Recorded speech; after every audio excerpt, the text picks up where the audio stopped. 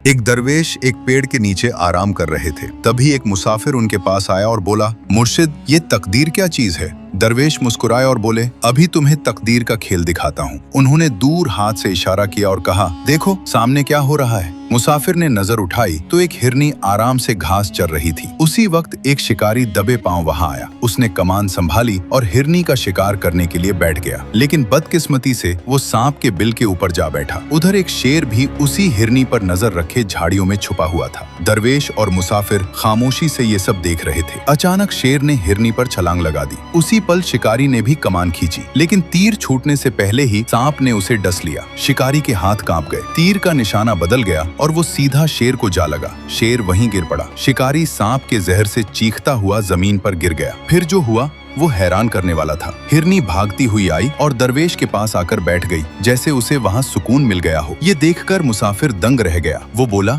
मुर्शिद, ये सब क्या था? दरवेश ने शांत आवाज में कहा, यही तकदीर है। इंसान कुछ और सोचता है, लेकिन होता वही है जो ऊपर वाला चाहता है। हर एक का हिसाब पहले से तय है। मुसाफिर की आंखें नम हो गईं और वो गहरी सोच में डूब गया।